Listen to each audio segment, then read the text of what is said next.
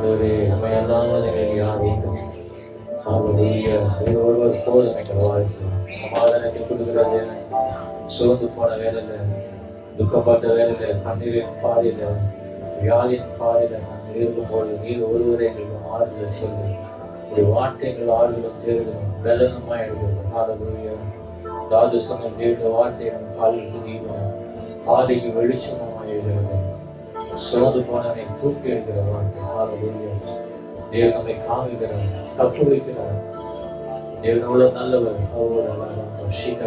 உண்மையெல்லாம் எங்களுடைய ஆணுகிறோம்.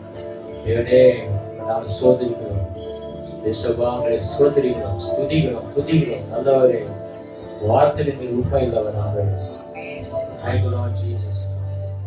Thank you Lord. துயரத்தில் கூப்பிட்டேன், உதவிக்காய் கதறினேன், அழுகுறை கேட்டீரையா. துயரத்தில் கூப்பிட்டேன், உதவிக்காய் கதறினேன், அழுகுறை கேட்டீரையா. உம்மைந்து தூக்கினேன், பெரியவனாக்கினேன், உமது காருண்யத்தால். உம்மைந்து தூக்கினேன், பெரியவனாக்கினேன், உமது காருண்யத்தால். உம்மைந்து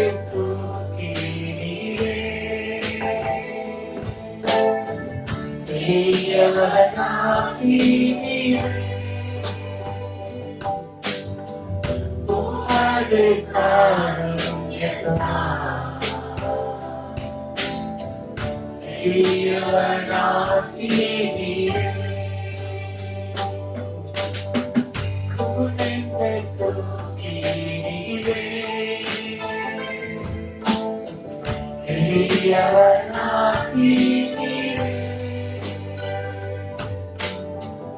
உமது காருண்யத்தால். பெரியவனாக்கினீர்,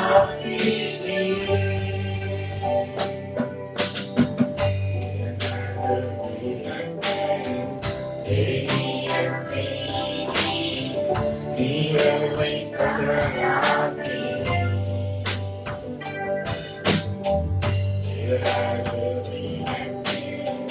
பெரிய செய்தீர், வீரவை கதராக்கினீர்.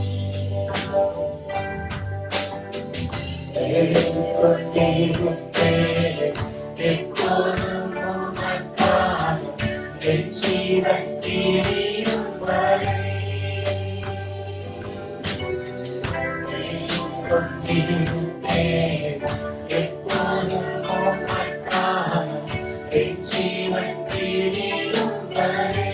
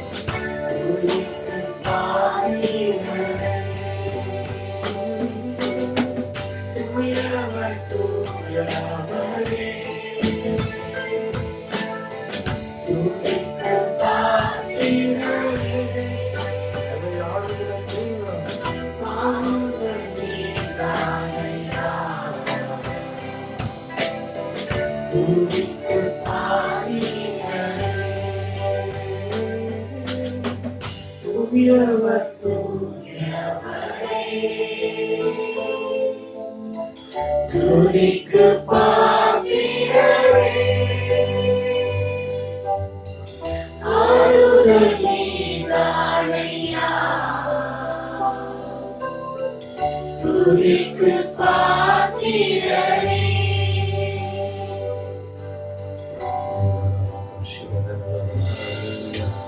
வாழத்தின் விரிவாய் கற்று சோதனிப்பமான துயரத்தின் கூட்டும்போது Thank you for promising burden all my sin and shame. Your love is okay, I can't amazing. Thank you for this love, Lord. Thank you for the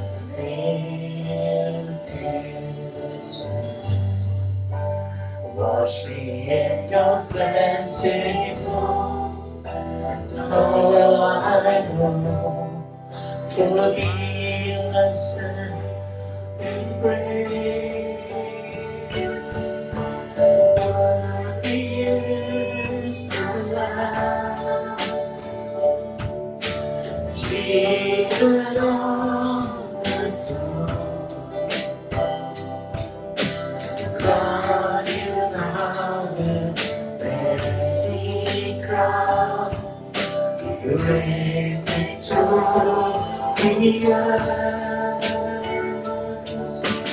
God, you reign, Jesus, Son of God,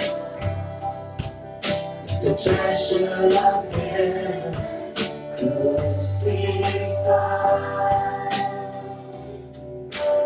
Worthy is the Lamb, worthy is the Lamb. Thank you for the cross. Thank you for the price you paid, bearing all my sin and shame. In love you came, and amazing. Thank you for this love, Lord. Thank you for the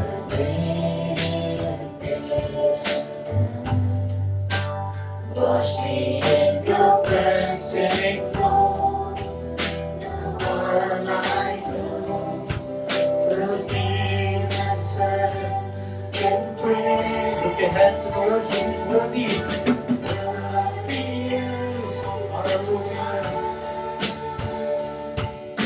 Seated on the throne, crown you now with many crowns, you reign victorious. I am lifted high, Jesus, Son of God, the treasure of heaven, crucified. Worthy is the Lamb, worthy is the Lamb. Lift your hands and say, Lord, worthy is the Lamb. seated on the throne. Crown you now with many crowns, in Victoria. Are you lifted up, Jesus, Son of God, the treasure of heaven, crucified. Worthy is the Lamb, worthy is the Lamb, worthy is the Lamb, worthy is the Lamb. Hallelujah. You are worthy, Lord Jesus. Worthy to be praised. Worthy is the Lamb. Was and is to come, Lord Jesus. Hallelujah. We thank God that we may not know that we grow. Actually, we partner. We have God that us. They want to put you on our way. We worship you, Jesus. Hallelujah. We magnify and glorify. Thank you, Jesus. Hallelujah. He is worthy. Because He forgive all our sins. எல்லா பாவங்களையும் கர்த்தர் மன்னிக்கிறது, விடுதலை கொடுக்கிறது, மோட்சத்தை கொடுக்கிறது. Hallelujah. Hallelujah. God is so good. கர்த்தர் மிக நல்லவர். Amen. Today I'm not going to share a message, but I'm going to talk about the life values. நான் ஒரு செய்தியை பகிர்ந்து கொள்ளப் போவதில்லை, ஆனால் வாழ்க்கையில் நமக்கு இருக்க வேண்டிய மதிப்பீடுகளை குறித்து பேச விரும்புகிறேன். Related to the word of the Lord. கர்த்தருடைய வார்த்தையை சார்ந்து. Amen. Amen. You all happy now, sir? கர்த்தருடைய வீட்டில் சந்தோஷமா இருக்கிறீர்களா? Amen. ஆமென். அது கூட சோகமா தான் சொல்றேன். சிரிச்சிட்டு சொல்லுங்க. Amen. Amen. Hallelujah. God bless you. கர்த்தர் உங்களை ஆசீர்வதிப்பார். We have many parts in the body, right? நம்முடைய சரீரத்தில் பல அவயவங்கள் இருக்கிறது. Every parts are linked together. ஒவ்வொரு அவயவமும் ஒன்றோடு ஒன்று இணைந்து இருக்கிறது. The one part fails, the whole body pains. ஒரு அவயவம் அதிலே கோளாறு ஏற்பட்டால் வலி ஏற்படுகிறது. சரீரம் முழுவதும். There is heart, kidney, and liver, brain, இதயம், சிறுநீரகம், கண்கள், மூக்கு என்ற எல்லா பகுதிகளிலும் அது பரவுகிறது. But there is one important part in the body. சரீரத்தில் மிக முக்கியமான ஒரு பகுதி இருக்கிறது. If that is not properly organized, then the whole body fails. அந்த பகுதி செயல்படாவிட்டால் முழு சரீரமும் தோற்றுவிடும். You know which part is that? என்ன தெரியுமா? Brain? Heart. Brain? No. கண்கள். Eyes? No. Why. mouth. Yes, no, why? Correct as well. Amen. Hallelujah. Hallelujah. So we're gonna talk about that tongue. நாவை குறித்து பேச விரும்புகிறேன். You know, James says a lot of things in James chapter 3. யாக்கோபு 3ஆம் அதிகாரத்தில் பல விஷயங்களை நாம் We're பார்க்கிறோம். going to meditate verses from 1 to 12. 1 முதல் 12ஆம் வசனம் வரைக்கும் நாம் தியானிக்க போகிறோம். Early churches, teachers were given first-rate importance. ஆதி திருச்சபை மிக முக்கியமான ஒரு உபதேசத்தை நமக்கு கொடுக்கிறது. The church in Antioch, we see prophets send Paul and Barnabas to preach the gospel. அந்தியோகியா திருச்சபை பவுலையும் பர்னபாவையும் சுவிசேஷம் அறிவிப்பதற்காக அனுப்புகிறார்கள். And these apostles and prophets, they were always on the run. They never stayed in one place. இந்த அப்போஸ்தலர்களும் தீர்க்கதரிசிகளும் ஓரிடத்தில் நிலைப்பதே இல்லை, அவர்கள் ஓடிக்கொண்டே இருந்தார்கள். And teachers worked within a congregation, that is the church. போதகர்கள் அவர்கள் ஒரு சபை கூட்டத்தின் நடுவிலே, அவர்கள் ஒரு கூட்டத்தின் நடுவிலே செயல்பட்டு கொண்டிருந்தார்கள். But they were also teachers in the New Testament who failed in their responsibilities. தங்களுடைய பொறுப்புகளிலே அவர்கள் தோற்று போன புதிய ஏற்பாட்டு சட்டங்களிலே தோற்று போனவர்களாக இருந்தார்கள். And we see that they became false teachers. அவர்கள் பொய் போதகர்களாக மாறி போனதை பார்க்கிறோம். In Acts chapter 15 verse 24. அப்போஸ்தலர் 15ஆம் அதிகாரம் 24ஆம் வசனம். We see there were teachers who tried to turn Christianity into a kind of Judaism and they tried to introduce circumcision and keeping of the law.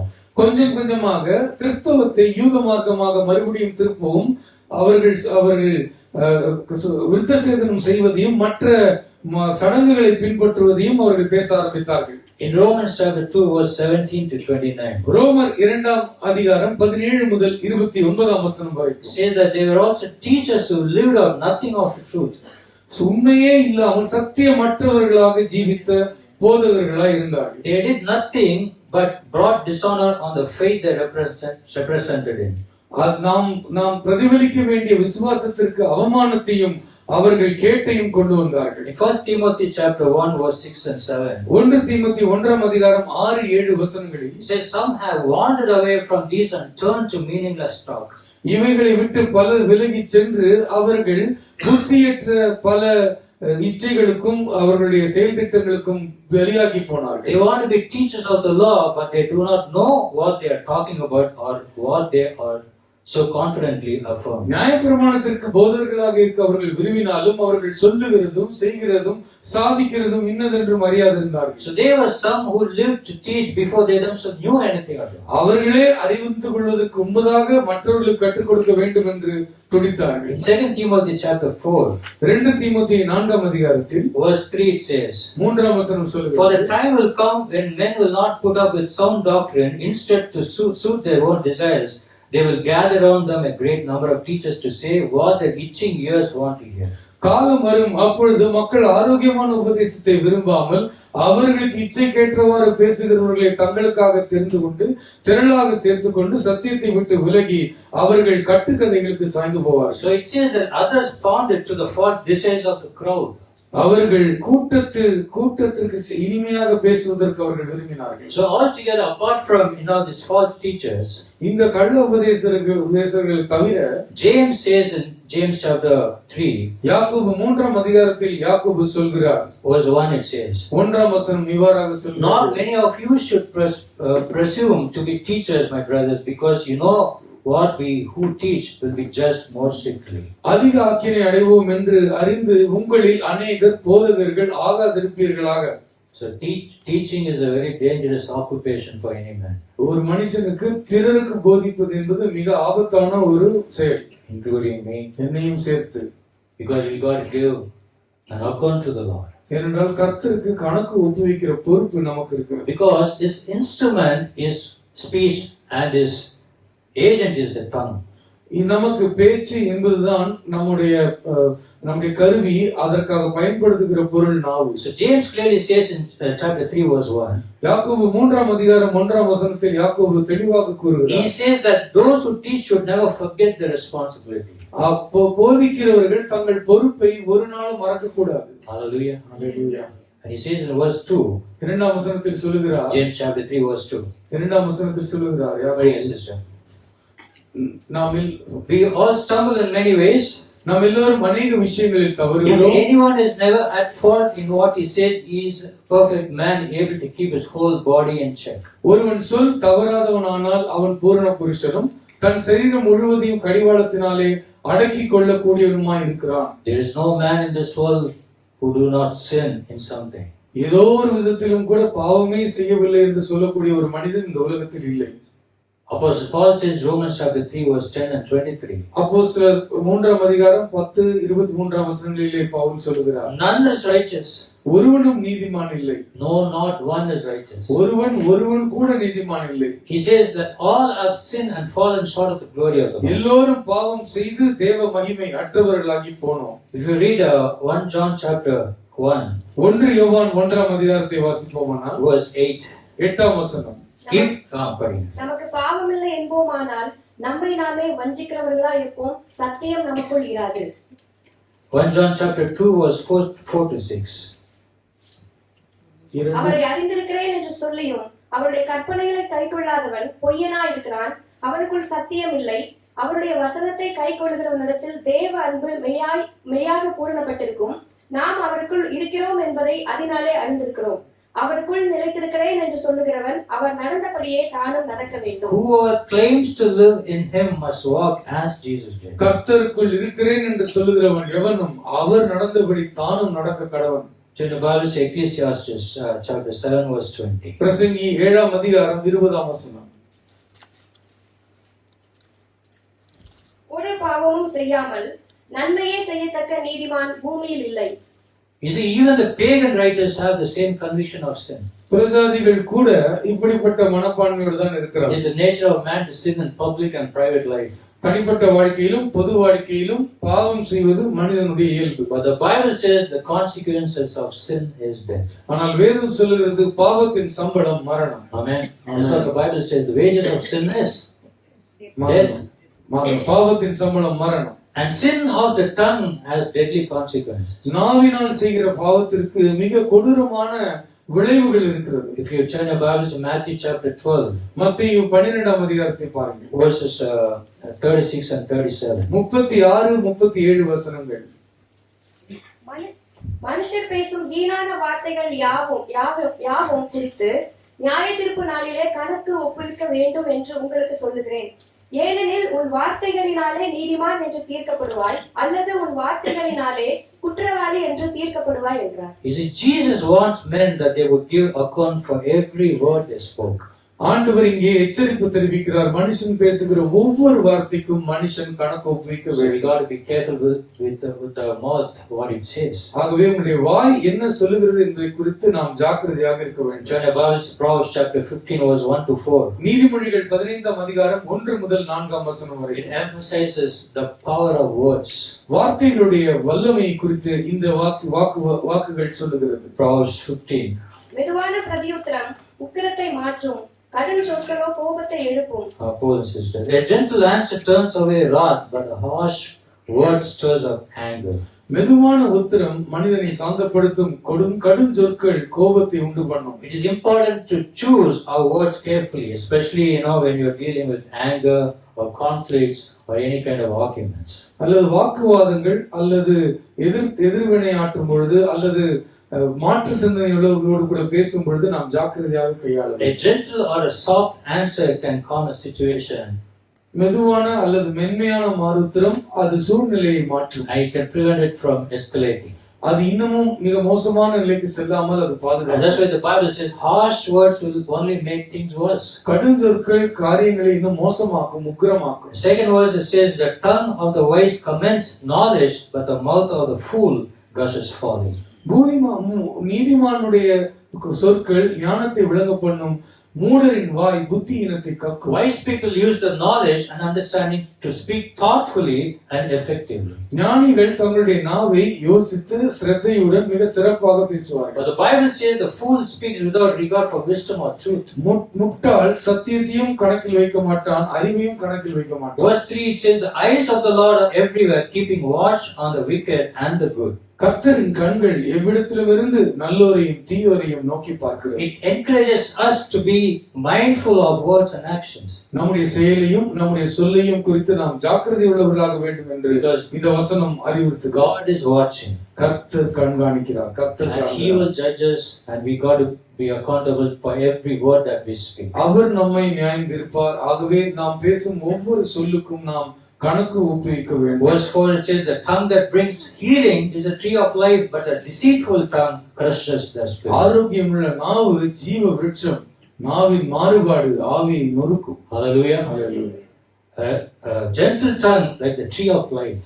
மென்மையான நாவு அது ஜீவ விருட்சம். It can bring comfort and healing. அது சுகத்தையும் அது ஆறுதலையும் And it can bring hope. நம்பிக்கையை கொண்டு வரும். But a deceitful tongue crushes the spirit. வஞ்சனையுள்ள நாவு அது ஆவியை நொறுக்கும். You see, honor and shame is in the talk.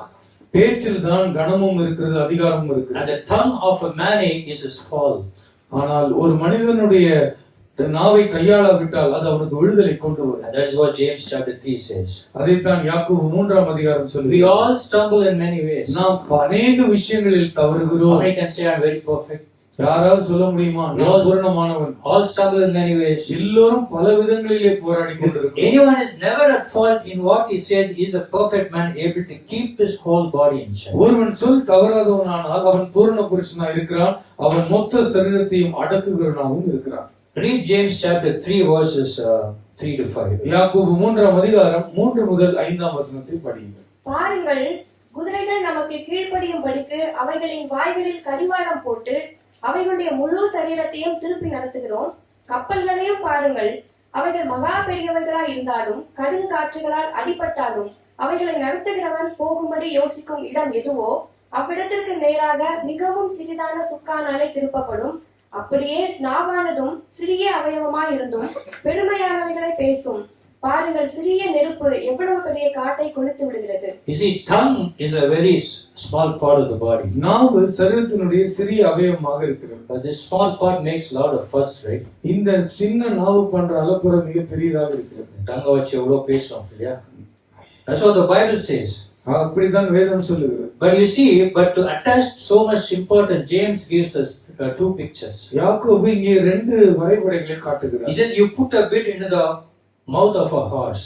ஒரு குதிரைக்கு கடிவாளத்தை நீங்கள் வைக்கிறீர்கள். Means that if you know we can control its mouth, you can control the whole body of the அது horse. வாயில கடிவாளம் போட்டால் அது சரீரமே ஒழுக்கமாக செல்கிறது. Likewise, if we know to control our tongue, நம்முடைய நாவை நாம் கடிவாளம் போடுவதற்கு நமக்கு தெரியுமானா we can control our whole body. முழு சரீரத்தையும் நாம் அடக்கி ஆள முடியும். But if the tongue is uncontrollable, ஆனா நாக்கு அடக்க முடியாம தரிகிட்டு தெரிந்தால் the whole life is set on the wrong path. சரீர வாழ்க்கையே தவறான பாதையில் வேகமாய் That's போய்கிறது. the picture James is telling us. அப்படிப்பட்ட ஒரு வரைபடத்தை தான் இங்கே யாக்கோபு காண்பிக்கிறார். Second picture he uses is a small rudder of the ship. இங்கே கப்பலில் இருக்கிற சுக்கானை குறித்து Small சொல்றார். rudder is very, small in comparison to the size of the ship. கப்பலுக்கும் அந்த சுக்கானுக்கும் சம்பந்தமே இல்லாத ஒரு அளவு. But it says by exerting the pressure on that little rudder, ஆனால் அந்த சிறிய சுக்கான் மீது நாம் கொடுக்கிற அழுத்தம், the captain can steer the ship and he can alter the course of the ship and he can direct it to a safety place. முழு கப்பல் செல்லும் திசையே அவனால் மாற்றி அமைக்க முடியும். When you talk about the science of mechanism, நாம் இந்த இயந்திரத்தை குறித்த அறிவியலை பார்ப்போமானால் Aristotle says like this. Aristotle இவ்வாறாக The சொல்லுகிறார். rudder is a small and is attached to the very end of the ship. ஒரு கப்பலினுடைய முக்கிலே இணைக்கப்பட்டிருக்கிற ஒரு சிறிய கருவிதான் இந்த சுக்கான். But it has so much power. ஆனால் அதற்கு அதிகாரம் இருக்கிறது. And with that little rudder and by the power of one man, that the power gently exerted. ஒரு மனிதன் அந்த சுக்கானை கையாண்டான், ஆனால் பெரிய வல்லமை வெளிப்படும், கப்பலே திசை மாறும். So that the ship can be moved. அப்பொழுது கப்பல் புறப்பட துவங்கும். So James says likewise the tongue is so small. அதை போலவே யாக்கோபு சொல்லுகிறார், நாவு சிறியதாகத்தான் இருக்கிறது. Yet it can direct the whole course of a man's life. ஒரு மனிதனுடைய வாழ்க்கையினுடைய திசையே மாற்றக்கூடிய அதிகாரம் நாவுக்கு இருக்கு. James is not saying that silence is better than speech. யாக்கோபு இங்கே பேசுவதை பார்க்கலாம் நீங்கள் அமைதியா இருப்பது நல்லது என்று He சொல்லவில்லை. is pleading for the control of the tongue. ஆனால் பேசும் பொழுது அதில் ஒரு அடக்கம் இருக்க வேண்டும், அதில் ஒரு பொறுமை இருக்க வேண்டும். He is not pleading for a cowardly silence. ஒரு கோழைத்தனமாக வாயை மூடிக்கொண்டிருக்கிற ஒரு வாழ்க்கைக்காக அவர் அழைக்கவில்லை. But wise use of speech. ஆனால் அதை ஞானமாகவும் சிறப்பாகவும் பண்போடும் பயன்படுத்துகிற ஒரு அழைப்பை கொடுக்கிறார். We got to examine ourselves this morning. நாமே இந்த காலை நேரத்தில் சோதித்து பார்க்க வேண்டும். Are we talking too big? நாம் ரொம்ப பெருசா பேசுறோமா? How is our tongue? நம்ம நாவு எப்படி இருக்கிறது? James chapter 3 யாக்கோபு 3ஆம் அதிகாரம் verse 6. 6ஆம் வசனம். The tongue also is a fire, நாவும் நெருப்பு தான். a world of evil among the parts of the body. அது அநீதி நிறைந்த உலகம். You see, the damage the tongue can cause is life that caused by a furnace fire. ஒரு காட்டு தீ ஒரு காற்றையே அழிக்கக்கூடிய அளவிற்கு அதிகாரம் உள்ளதை போல நாவும் தான். The picture of this forest fire is common in the Bible. வேதத்தில் காட்டு தீ என்பது மிக பல இடங்களில் வருகிற ஒரு சொல். Read Psalm 83. சங்கீதம் 83ஆம் அதிகாரத்தில் 13 and 14 verses. 13-14 வசனங்களில், என் தேவனே, அவர்களை சுழல் காற்றின் புழுதிக்கும் காற்று முகத்தில் பறக்கும் துரும்புக்கும் சமமாக்கும். நெருப்பு காட்டை கொளுத்துவது போலவும் அக்கினி ஜுவாலைகள் மலைகளை எரிப்பது போலவும் நீர் உமது புசலினாலே அவர்களை தொடர்ந்து உமது பெருங்காற்றினாலே அவர்களை கலங்க பண்ணும். This is the prayer of David. இதுதான் தாவீதுனுடைய ஜெபம். He wants God to make the wicked like chaff before the wind. பொல்லாங்கன் பதரை போல பறக்க வேண்டும், புழுதி போல் பறக்க வேண்டும் என்று விரும்புகிறார். Also in Isaiah chapter 9 verse 8 we see. ஏசாயா 9ஆம் அதிகாரம் 18ஆம் வசனத்தில் நாம் பார்க்கிறோம். Zechariah chapter 12 verse 6. சகரியா 12ஆம் அதிகாரம் 6ஆம் வசனம். Zechariah speaks of a blazing pot in the midst of the wood. கட்டைகளின் நடுவே எழும்புகிற அக்னி பிழம்பாக அங்கே சகரியா பேசுகிறார். We turn the Bible to Proverbs chapter 16. நீதிமொழிகள் 16ஆம் அதிகாரத்தை நீங்கள் திருப்பிக் கொள்வீர்களா? Verse 27. 27ஆம் வசனம். Pleasant words are honeycomb, sweet to the soul and healing to the bones. நல்ல சொற்கள் எலும்புகளுக்கு ஔஷதம் போல இருக்கிறது. 27. படிங்க sister. பேலியாளின் மகன் கிண்டி விடுகிறான், எரிகிற அக்கினி போன்றது அவன் உதடுகளில் A இருக்கிறது. scoundrel plots evil and his speech is like a scorching fire. அக்கினி எரிகிற அக்கினி போன்று இருக்கிறது அவனுடைய உதடுகள். There are two reasons why the damage which the tongue can do. ரெண்டு பெரிய ஆபத்துகள் விளைவுகளை நாவு கொண்டு வரும். The tongue can damage at a distance. தூரத்திலிருந்தே நாவினால் ஒருவனை அழிக்க முடியும். You see, the Jewish rabbis always believed in they had this picture. யூதர்கள் ரபிகளுக்கு இந்த புகைப்படம் அவர்கள் எப்பொழுதுமே இருக்கும். They say that life and death are in the hand of the tongue. ஜீவனும் மரணமும் நாவின் அதிகாரத்தில் இருக்கிறது என்பதை அவர்கள் நம்பினார்கள். Life and death are in the hand of the tongue. ஜீவனும் மரணமும் நாவினுடைய கையில் இருக்கிறது. Does tongue have a hand? நாவுக்கு கை இருக்கா? சொல்லுங்களா? இல்லையா? அது எல்லாமே கரெக்ட் தான். But hand can kill, right? கையினால் கொலை செய்ய முடியும். People take weapons and kill one another. நிறைய மக்கள் கொலை செய்வதற்கு கையிலே ஆயுதங்களை. You see news husband smashing wife's head against a wall. நம்ம பார்க்கிறோம் செய்தியில கணவன் மனைவியை சுவற்றில் அடித்து கொலை செய்கிறார். People snatch chains on the streets. சங்கிலிகளை தெருக்களில் அறுக்கிறார். They use hands to kill. கையை கொலை செய்ய பயன்படுத்துகிறார். Likewise, tongue also kills. அதை போலவே நாவினாலும் கொலை செய்ய முடியும். The hand kills at a close distance. கை பக்கத்தில் இருக்கிறவனை கொல்லும். The tongue is like an arrow. ஆனால் நாவு ஒரு அம்பு போன்றது. It kills at a distance. அது தூரத்தில் இருக்கிறவனையும் கொல்லும். Read Psalm 73:9. சங்கீதம் 73ஆம் அதிகாரம் 9ஆம் You see, a person can drop a malicious word or repeat an untrue story about someone. யாரோ ஒருவரை குறித்து வஞ்சகமாக பேசி உண்மையற்ற ஒரு சொல்லை ஒரு மனிதன் பேசினார். When he doesn't even know about that person. அந்த மனுஷனை பற்றி அவனுக்கு ஒண்ணுமே தெரியாது. Or he says something about that person. போற போக்குல ஏதோ ஒன்றை சொல்லிவிட்டு போகிறான். He may be 100 miles away. அவன் 100 மைலுக்கு அப்பால் இருப்பான் அந்த மனிதன். If you drop a malicious word, you can still kill that person who is 100 miles away. சொல்ற அந்த வார்த்தையினாலே 100 மைல்கள் அப்பால் இருக்கிற அந்த மனிதனை உங்களால் கொல்ல முடியும். That will cause infinite harm and damage. அவனுக்குள்ளே நிரந்தரமான வலியையும் ரணத்தையும் உங்களால் உண்டாக்க முடியும். Because it is uncontrollable. அது அடக்க முடியாத ஒரு காட்டு. That's why James says a tongue when it is uncontrollable, it's like a forest fire. ஆகவே தான் யாக்கோபு சொல்லுகிறான், அது அடக்கப்படாத நாவு என்பது காட்டுத்தீயை போன்ற உக்கிரம் கொண்டது. So when you go out of control, ஆகவே நாம் போய் அதை அடக்க வேண்டும். and speak a word. வார்த்தை பேச வேண்டும். No, when you go out of control and speak a word. நீங்கள் உங்கள் நிலையிழந்து போய் ஒரு வார்த்தை பேசினால், think before what you say. பேசுவதற்கு முன்பாக ஒரு நிமிடம் யோசியுங்கள் என்ன பேசுவீர்கள். Because once a word is spoken, வார்த்தை பேசப்பட்ட பின்னால், and if it is spoken out of control, அது உங்களுடைய நிலை தடுமாறி வாயிலிருந்து புறப்படுமானால், you cannot get it back. அந்த வார்த்தையை திரும்ப பெற முடியாது. And you are certainly answerable for that. அந்த வார்த்தைக்கு நீங்கள் கடனாளியாக இருக்கிறீர்கள். பதில் சொல்ல வேண்டிய கட்டாயத்தில் இருக்கிறீர்கள். நம்மை நாமே சோதித்து அறிவோம். Hallelujah. Hallelujah. James chapter 3 says, verse 6 it says, யாக்கோபு 3ஆம் அதிகாரம் 6ஆம் வசனம் சொல்லுகிறது, that the tongue is also a fire, a word of evil among the parts of the body.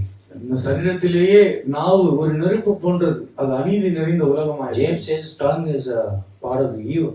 நாவு என்பது ஒரு தீமையான ஒரு அவயவம் என்று சொல்லுகிறார். Greek word calls cosmos.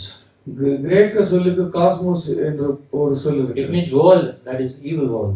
அது பொல்லாத உலகம் என்பதற்கு காஸ்மோஸ் என்று Apostle சொல்லுகிறார். Paul also condemns the world in Romans chapter 12 verse 1. ரோமர் 12ஆம் அதிகாரம் 1ஆம் வசனத்தில் அப்போஸ்தலனாகிய பவுலும் சொல்லுகிறார். He condemns the wisdom of the world, right? உலகத்தின் ஞானத்தை அவர் கடிந்து He கொள்ளுகிறார். said don't conform to the pattern of the world. இந்த உலகத்தின் முறைமைகளுக்கு ஏற்றபடி உங்களை நடத்திக் கொள்ளாதீர்கள். So therefore if we call the tongue the evil cosmos, உங்களுடைய வாயை, உங்களுடைய நாவை நீங்கள் பொல்லாத உலகம் என்று அழைப்பீர்களானால், it means that that part of the body which is without God.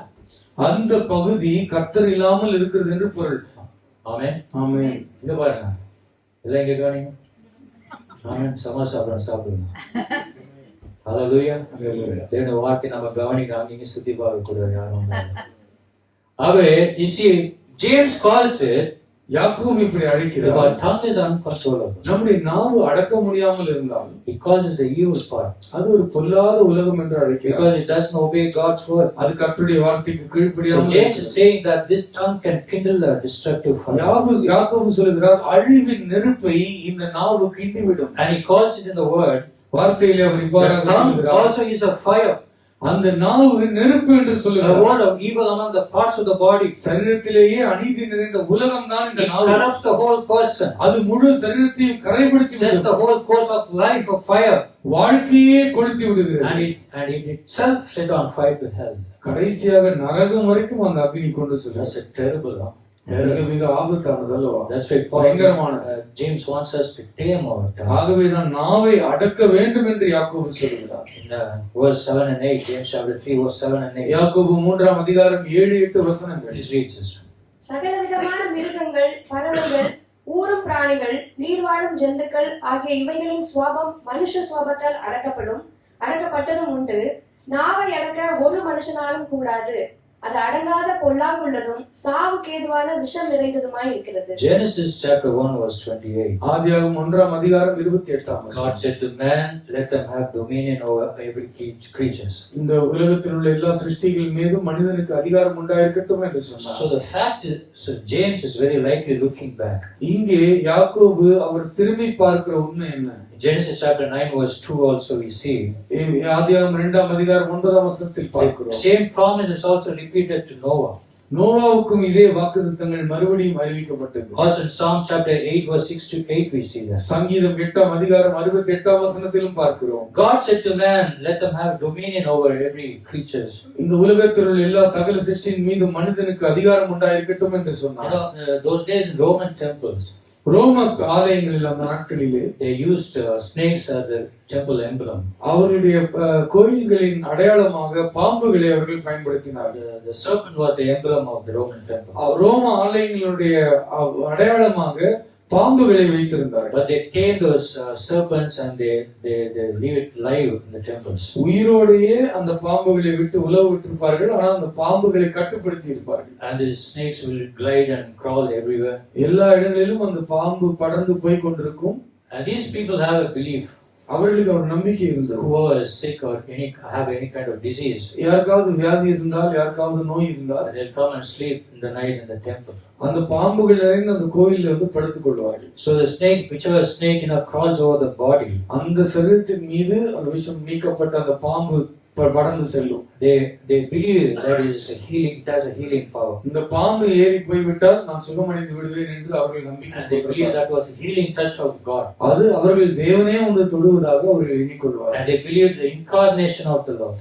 அந்த பாம்பை அவர்கள் இறைவனுடைய அவதாரம் என்று எண்ணினார்கள். So James is saying, இங்கே யாக்கோபு சொல்லுகிறார், that you can tame every kind of animals, இந்த உலகத்தில் உள்ள எல்லா மிருகங்களையும் நீங்கள் அடக்கி விடலாம். every birds and reptiles and every creatures in this world. எல்லா பறவைகள், மிருகங்கள், ஊரும் பிராணிகள், நீர்வாழும் ஜந்துக்கள் எல்லாவற்றையும் அடக்கி And விடலாம். you can even name every one of them. ஒவ்வொன்றுக்கும் நீங்கள் பெயர் வைத்து நீங்கள் அழைக்க முடியும். But no man can tame the tongue. ஆனால் ஒரு மனிதனாலும் நாவை அடக்க முடியாது. That's what he says. அப்படித்தான் அவர் சொல்லுகிறார். James says, no man by his own unaided effort has ever been able to tame the tongue. ஒரு மனிதனும் தனக்கு உதவி இல்லாமல் தன் நாவை அடக்க முடியாது. Verse 9 it says, 9ஆம் வசனம் சொல்லுகிறது, with the tongue we praise the Lord the Father, அந்த நாவினாலே பிதாவாகிய தேவனை துதிக்கிறோம். and with it we curse men who have been made in God's likeness. அவருடைய சாயலிலே படைக்கப்பட்ட மனிதனை அதே நாவை கொண்டு சபிக்கிறோம். We bless God. கர்த்தரை துதிக்கிறோம், You know, ஆசீர்வதிக்கிறோம். the Jew people had this culture.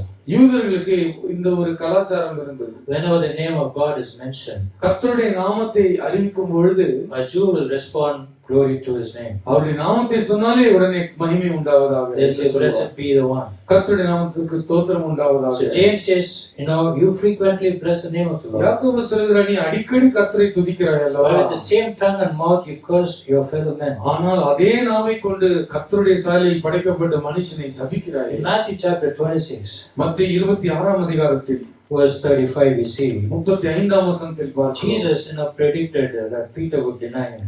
பேதுரு தன்னை அவர் காட்டிக் கொடுப்பார், மறுதலிப்பார் என்பதை 3 முறை இயேசு கிறிஸ்து Jesus முன்னறிவித்தார். told Peter before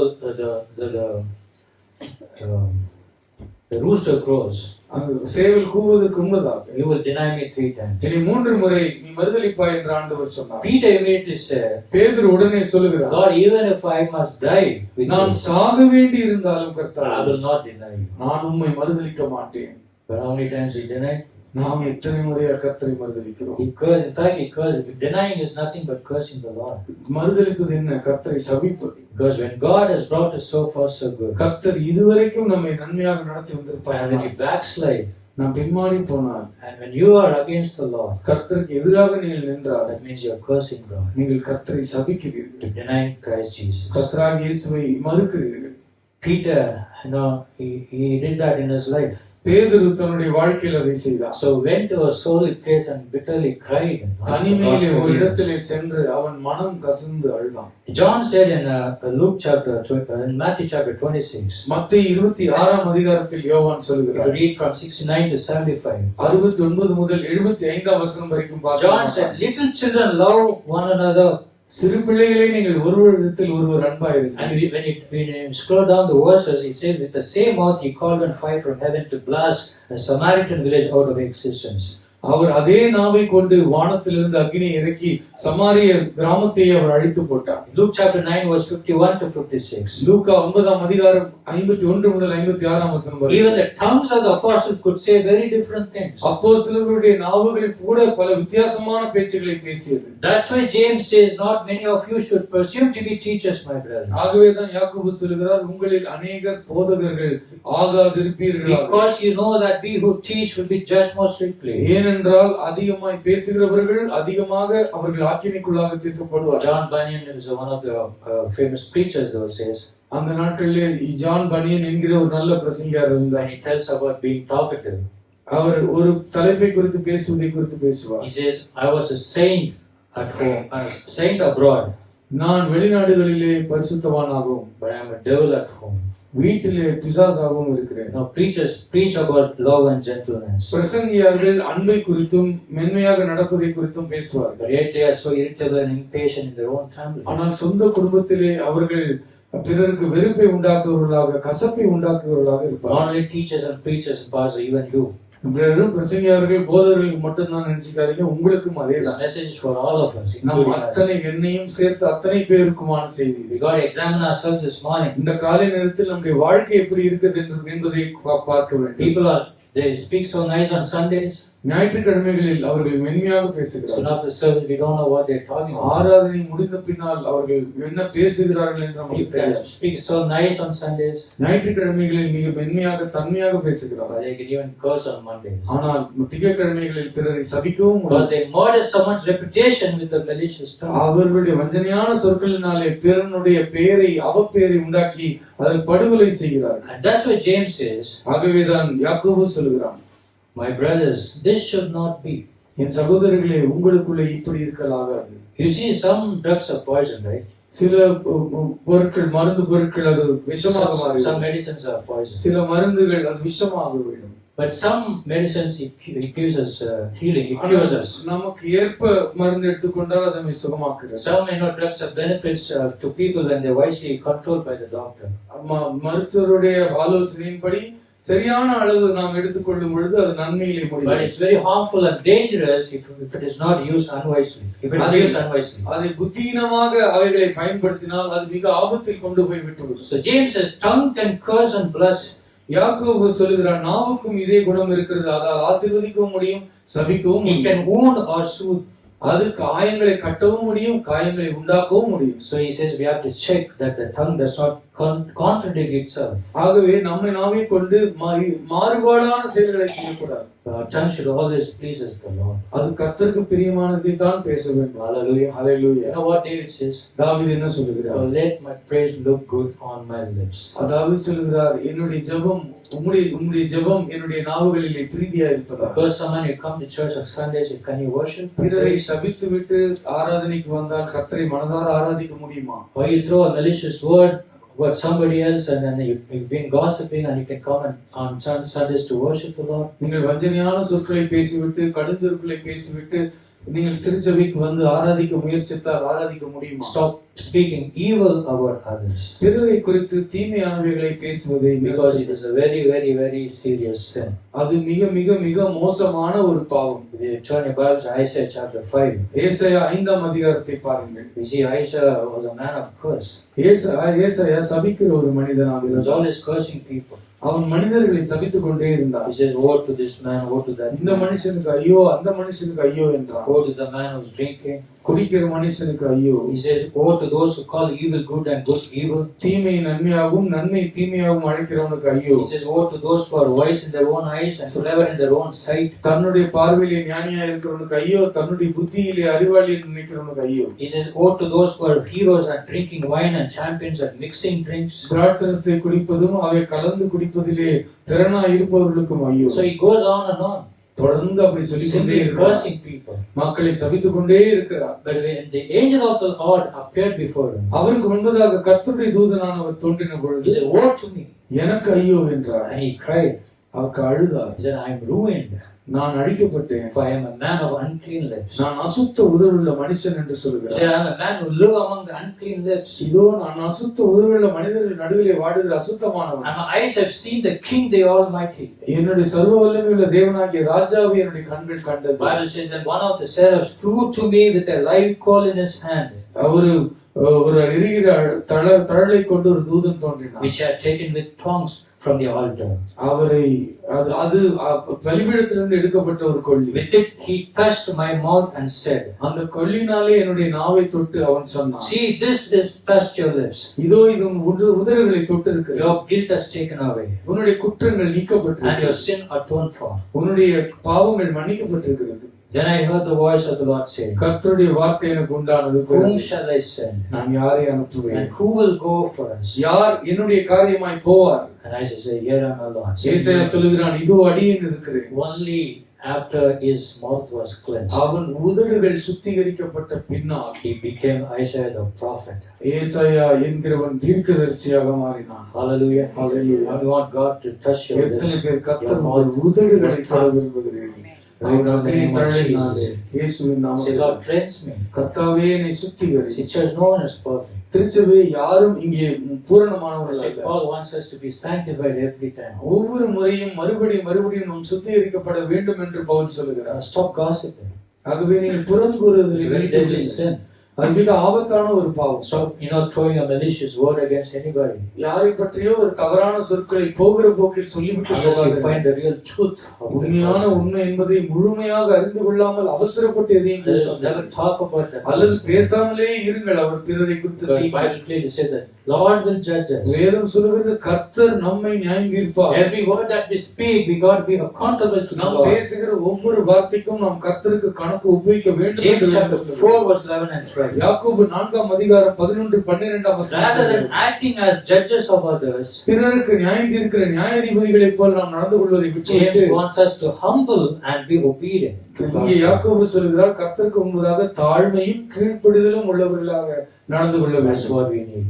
அதுதான் நமக்கு தேவை. Hallelujah. Hallelujah. It's very, very, very dangerous. மிக மிக மிக ஆபத்தானது கடுஞ்சொல். James says, though it's a small part, அது ஒரு சிறிய அவயத்தை போலதான் தெரிகிறது. it makes a big fuss. அது ஒரு பெரிய காரியத்தை செய்து We விடும். got to control and tame every parts of our body. சரீரத்தினுடைய எல்லா அவயங்களையும் நாம் கட்டுப்படுத்த வேண்டும். Now we sing a song in Sunday school, every single cell in our body be happy. சாயல்பள்ள பாடுகிறோம் அல்ல, ஒவ்வொரு அணுக்களும் கர்த்தருக்குள் சந்தோஷமா இருக்கு. Every part in our body should be happy. நம்முடைய சரீரத்தில் உள்ள எல்லா அவயவங்களும் சந்தோஷமா இருக்க Let's வேண்டும். all stand together அத்தனை பேரும் நாம் எழுந்து and நின்று ask Pastor Raj to pray. நாம் ஜெபிப்போம். எல்லோரும் கரங்களை உயர்த்தி, அப்பா என்னை சுத்திகரி, என் நாவை எனக்கு சுத்திகரி ஆண்டவரே. நாம எவ்வளவு ஈஸியா பிறரை பேசுகிறோம். நம்மளை யாராவது ஒரே ஒரு சொல், நேரடியாக கூட இல்லை, மறைமுகமாக நம்மை தாக்கினாலோ நம்மை குறை கூறினாலோ எவ்வளவு துடிதுடித்து விடுகிறோம். வேதம் நம்மை உன்னை போல் பிறனை நேசி என்று சொல்லுகிறது. எல்லா கரங்களை உயர்த்தி வேதம் சொல்லுகிறது, மற்றவர்கள் உங்களை எப்படி நடத்த வேண்டும் என்று விரும்புகிறீர்களோ அப்படியே பிறரை நடத்துங்கள். மற்றவர்கள் உங்களை பற்றி நன்மையாக பேச நீங்கள் ஆசைப்பட்டால் நீங்களும் பிறரை குறித்து நன்மையே பேசுங்கள்.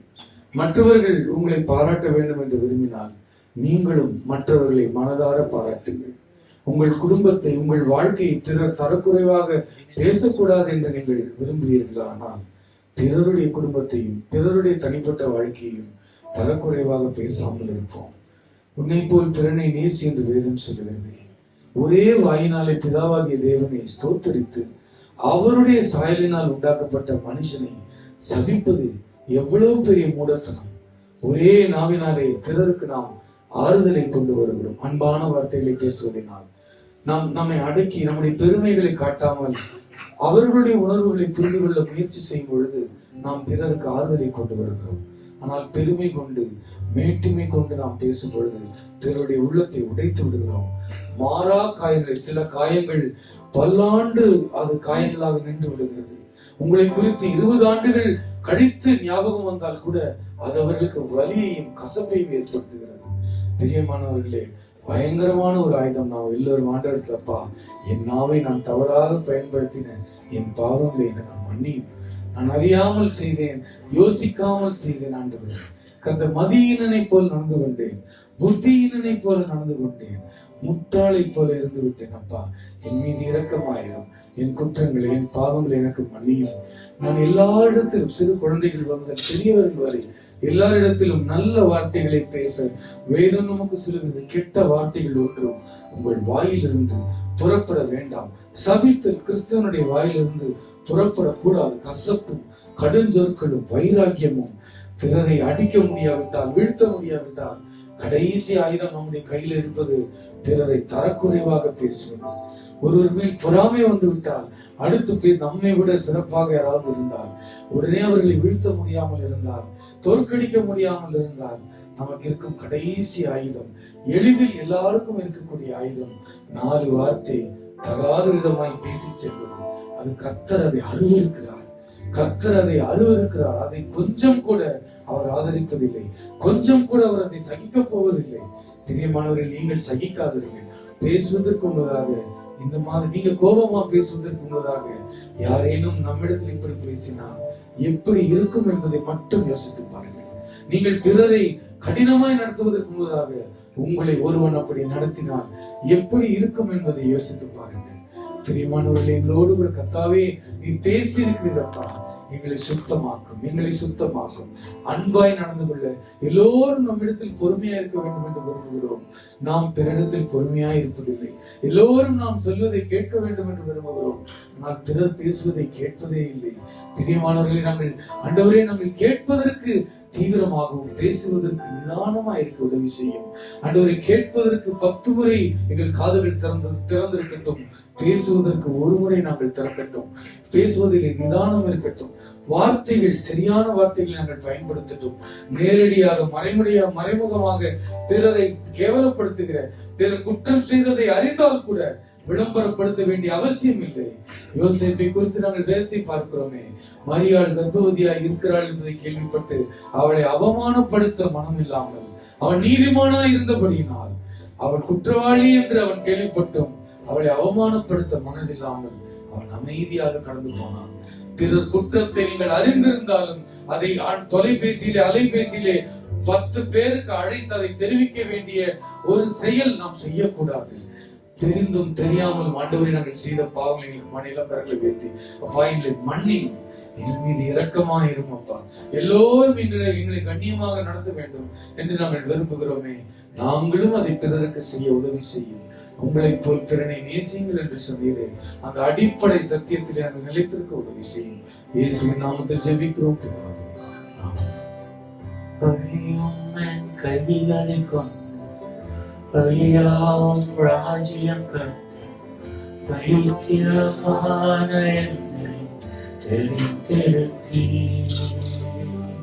அழியும் உதடு கொண்டு அழியாம் வார்த்தையை சொல்ல எட்டு நாள் வாழ்ந்த என்னை தெரிந்தெடுத்தீ. ஆராதனை அதை எண்ணியே வாழ்நாளெல்லாம் உம்மை மட்டுமே ஆராதித்தே. அதை எண்ணியே வாழ்நாளெல்லாம் உம்மை மட்டுமே ஆராதித்தே. ஆராதித்தே, ஆராதித்தே.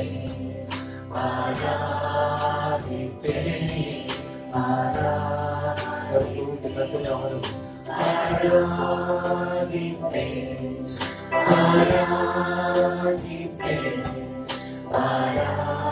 ஆராதிப்பேன், ஆராதிப்பேன். உம்மை கண்டேன், உன்னை அழைத்து உயர்த்தி வைத்தேன். இதில் என்ன உம்மை கண்டேன், என்னை அழைத்து உயர்த்தி வைத்தேன். அறியாமல்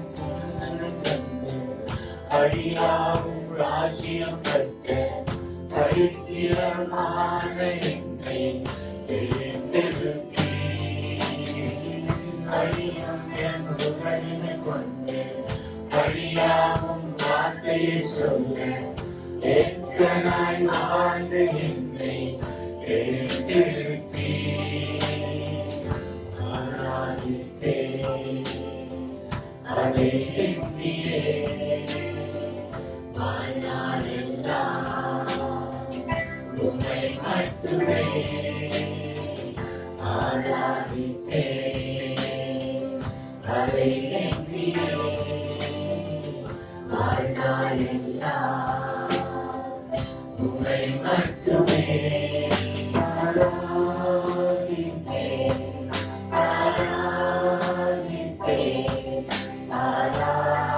ஆராதித்தேன், ஆராதித்தேன், ஆராதித்தேன்,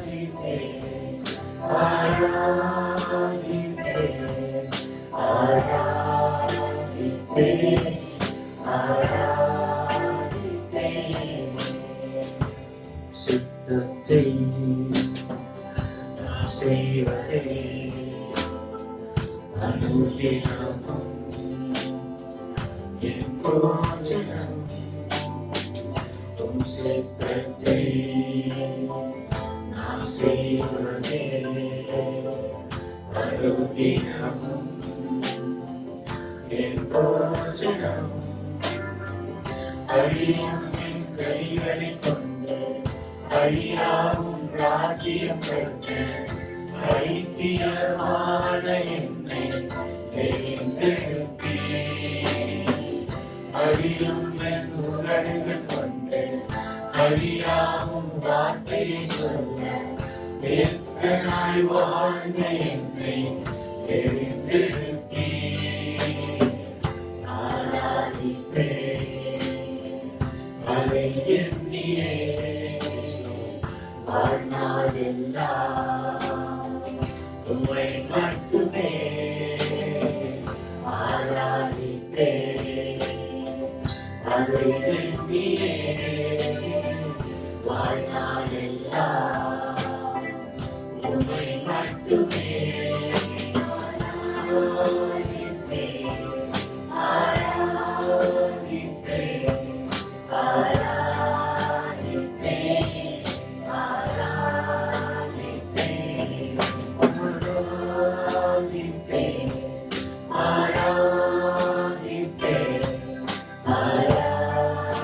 ஆராதித்தேன், ஆராதித்தேன். Hallelujah. Yes, Father God, we commit our lives to you. பரலோகத்தின் பிதாவே, உம்முடைய சமூகத்தில் வருகிறோம். Once again, Lord, you have spoken to us through your word. மறுபடியும் உம்முடைய வார்த்தையை கொண்டு எங்களோடு பேசினீர். How we should cleanse our body நம்முடைய சரீரத்தை எவ்வாறு சுத்திகரிக்க வேண்டும் என்று சொன்னீர். by your word, O God. உம்முடைய வார்த்தையை கொண்டு Help us to control our tongue. எங்கள் நாவை அடக்கிக் கொள்ள எங்களுக்கு உதவி செய்யும். Help us to tame our tongue. எங்கள் நாவை நாங்கள் கட்டுப்படுத்த உதவி செய்யும். When we want to, Lord, tame our children. நீங்கள் பிள்ளைகளை நாங்கள் கட்டுப்படுத்துகிறோம். When we can't tame our own tongue. ஆனால் நாங்களே எங்கள் சொந்த நாவை கட்டுப்படுத்த முடியாமல் When it is so uncontrollable, அது கட்டுக்கடங்காமல் கிடக்கிறது. it can damage the entire life. அது வாழ்க்கையே அழிக்கக்கூடிய ஆபத்து It நிறைந்த, can even kill a person who is 100 miles away from you. எங்கேயோ இருக்கிற ஒரு மனிதனை கூட படுகொலை செய்யக்கூடிய அதிகாரம் கொண்டதாக So சொல்றார். Lord, we commit our ways to you. எங்கள் வழிகளை உமக்கு நாங்கள் அர்ப்பணிக்கிறோம் அப்பா. Help us, O Master. எங்களுக்கு உதவி செய்யும். Let our heart, mind, soul, spirit, our bodies be cleansed once for எங்களுடைய all. ஆவி, in the ஆத்மா, precious blood of சரீரம், Jesus. மனம், சிந்தை, நாவு எல்லாம் சுத்திகரிக்கப்படுவது. Help us not just only to hear your word, உங்களுடைய வார்த்தையை கேட்பதோடு நாங்கள் நிறுத்திக் கொள்ளாமல் but what we heard. எதை நாங்கள் கேட்டோமோ James says that, every teacher should give accountable when they teach. யாக்கோபு இங்கே சொல்கிறான், ஒவ்வொரு போதகனும் தன் நாவை அடக்கி சரியாக ஆள வேண்டும். Likewise, every believer who hears the teaching அவருடைய சத்தத்தை கேட்கிற ஒவ்வொரு விசுவாசியும் கூட should be accountable to God. அவனும் கர்த்தருக்கு கணக்கு ஒப்புவிக்க வேண்டும். All of us are accountable. நாம் அத்தனை பேரும் கர்த்தருக்கு கணக்கு The ஒப்புவிக்க Bible வேண்டும். says, judging not for you, be judged. வேதம் சொல்லுகிறது, மற்றவர்கள் நியாயந்திருக்கப்படாதபடி நீங்கள் மற்றவர்களை நியாயந்திருக்காதீர்கள். Let God judge, கர்த்தர் because நியாயந்திருக்காது. He is chief justice. ஏனென்றால் அவர்தான் பிரதான நியாயாதிபதி. We are no person to judge anyone. நாம் யாரையும் நியாயந்திருப்பதற்கு நமக்கு எந்த So God அதிகாரமும் help இல்லை. us to apply that word in our lives. ஆகவே அந்த வார்த்தைகளை நம்முடைய வாழ்க்கையில் அர்ப்பணிப்போம். Walk by your word, Jesus. வார்த்தை கர்த்தருடைய வாக்கின்படி And நாம் be a doer நடப்போம். of your word. கர்த்தருடைய வார்த்தையின்படி செய்கிறவர்களாக இருக்க எங்களுக்கு உதவி செய்யும். In Jesus' name we pray. இயேசுவின் நாமத்தில் ஜெபிக்கிறோம் பிதாவே. Amen. Be seated.